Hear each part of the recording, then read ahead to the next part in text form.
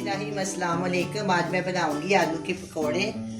आलू के पकोड़े बहुत किस्म के बनते हैं। रमज़ान का महीना है, हर एक के घर में हर रोज़ किसी न किसी किस्म के पकोड़े बनते हैं। आज मैंने सोचा क्यों ना हम आलू के पकोड़े बनाएंगे। गोल गोल मैंने आलू काट लिए हैं, इसके ऊपर मैं थोड़ा सा नमक लगाया और पानी में डुबो दिया। अब मैं इसको फ्राई करूँगी।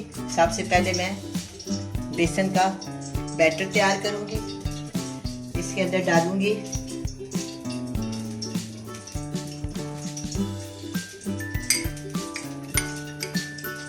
1 टीस्पून कूटा हुआ नादाना और 1 चुटकी मीठा सोडा,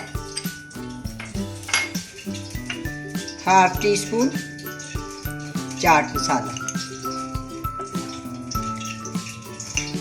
नमक मचबे जायका डालेंगे। मैंने ना इसमें 1/2 टीस्पून डाल दिया और 1 टीस्पून इसके अंदर जाएगी लाल मिर्च का पाउडर। सब चीज़ों को मैं मिक्स कर दूँगी अच्छी तरह। इसके अंदर थोड़ा थोड़ा पानी डालेंगे।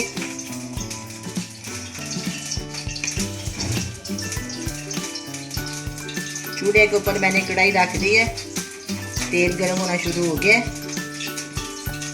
जल्दी से हम ये पकौड़े बना लेंगे।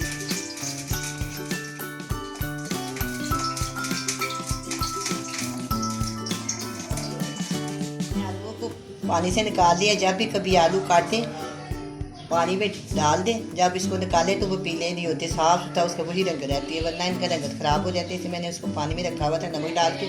अब मैंने इनको निकाल लिया, खुशक कर लिया। अब मैं इनके ऊपर मैं इसको इसके अंदर डाल। मैंने बहुत कोशिश की है। सारे मैंने एक साइज़ के आलू लिए और एक साइज़ के मैंने काटे हैं।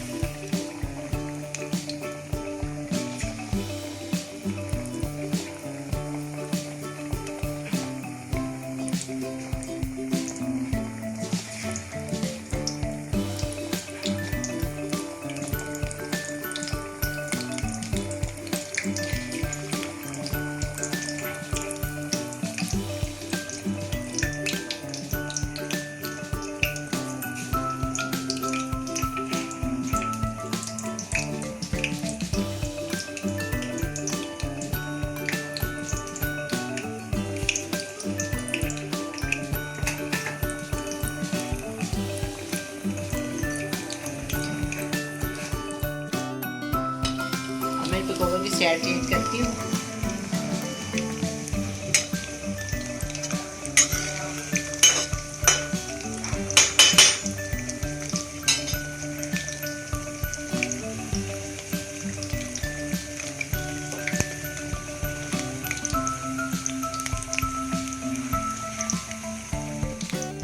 ये तैयार है, पकौड़े फ्राई हो गए। अब मैं इसको प्लेट में निकालती हूँ और मैं दोबारा डालती हूँ। मैं आराम से अच्छी तरह इस तरह खुशक कर लें। बहुत प्यार से पकौड़े बनाने चाहिए। घी बहुत गर्म होता है, खुदा न खास्ता हाथ के ऊपर गिर जाए, हाथ जल जाए। इस तरह बहुत एहतियात करनी चाहिए। जल्दी वाला काम नहीं है, ये आस्ता आस्ता वाला सोच समझ के इसका पकौड़े बनाने चाहिए। देखो जी मैंने बना लिए। अब मैं इनके अंदर दोबारा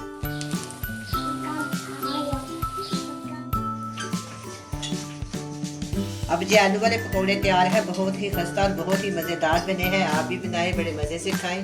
अल्लाह हाफिज़।